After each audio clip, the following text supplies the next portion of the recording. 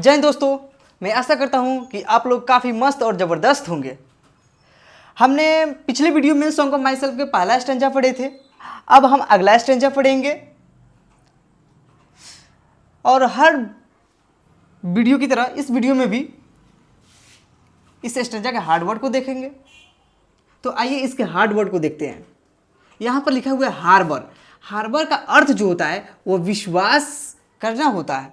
Seize, यहाँ पर seize लिखा हुआ है। सीज का अर्थ जो होता है वो अंत तक होता है। यहाँ पर लिखा हुआ है हैजार्ड। हैजार्ड का अर्थ जो होता है वह विपत्ति होता है। क्रिड्स, क्रिड्स का अर्थ जो होता है वह धर्म होता है। और यहाँ पर लिखा हुआ है स्कूल। स्कूल का अर्थ जो होता है वह विचारधाराएं होती हैं। ओबियंस, ओबियंस का अर्थ जो होता है वह छोड़ दो होता है। क्या होता है? छोड़ दो। अब आइए इसके अगले स्टैंजा को देखते हैं। अब इसके स्टांजा को पढ़ेंगे कि कवि दूसरे स्टांजा में कौन से भाव व्यक्त किए हैं। आइए हम देखते हैं। यहाँ पर लिखा हुआ है कि I now 37 years old in perfect health begin। कवि कहते हैं कि मैं जो हूँ अब भी 37 वर्ष का हूँ लेकिन पूरी तरह स्वस्थ हूँ। क्यों स्वस्थ हैं कवि?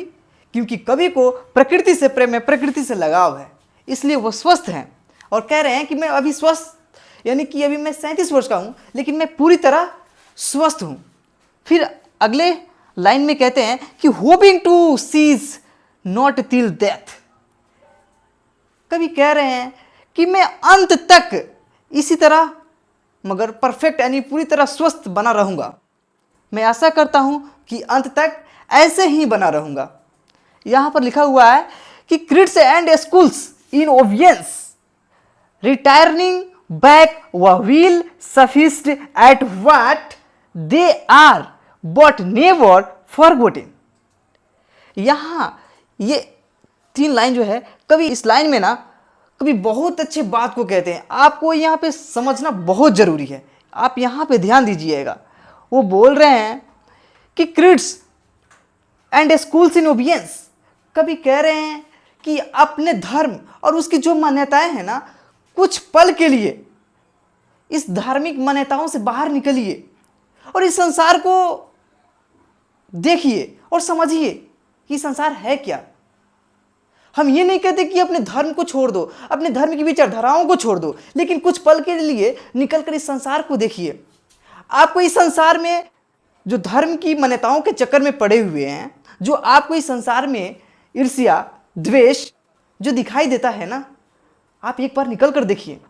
आपको इस संसार में सब इंसान में भाईचारा ही नजर आएगा, क्योंकि आपको यह भी लगेगा कि हम जो हैं एक ही मिट्टी से बने हुए, एक ही हवा से बने हुए हैं और हम लोगों का जो खून है वो एक ही है।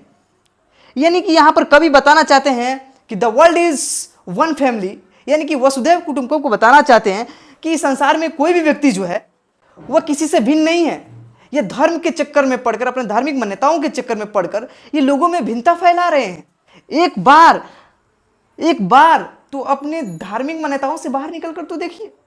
हम ये नहीं कहते कि अपनी धार्मिक मान्यताओं को छोड़ दीजिए, लेकिन कुछ पल के लिए इससे बाहर निकलिए, इस संसार को देखिए, तब आपको ये नजर आएगा कि संसार है क्या। फिर कवि आगे कहते हैं कि आई हार्बर फॉर गुड और bad I permit to every hazard. मैं अच्छा और बुरा दोनों में विश्वास करता हूं। मैं अच्छा और बुरा दोनों में विश्वास करता हूं। अगर कोई अच्छा करता है तो मैं उसे अच्छा कहूंगा, अगर कोई बुरा काम करता है तो मैं उसे बुरा कहूंगा, क्योंकि मेरे पास वह स्वतंत्रता है। क्यों स्वतंत्रता है? क्योंकि कवि कह रहे हैं कि nature without check original energy, क्योंकि मेरे पास वो प्रकृति की ओरिजिनल एनर्जी है।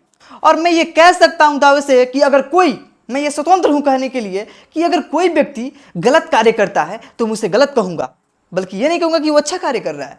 अगर कोई अच्छा है तो उसे अच्छा ही कहूंगा, क्योंकि मेरे पास वो प्रकृति की असली ऊर्जा है और यही मुझे स्वतंत्रता प्रदान करता है, जिससे मैं ये कह पाता हूं कि कोई अच्छा है या बुरा है। इसके हम पूरे स्टैंजा का एक्सप्लेनेशन देख लिए। जय हिंद, जय भारत।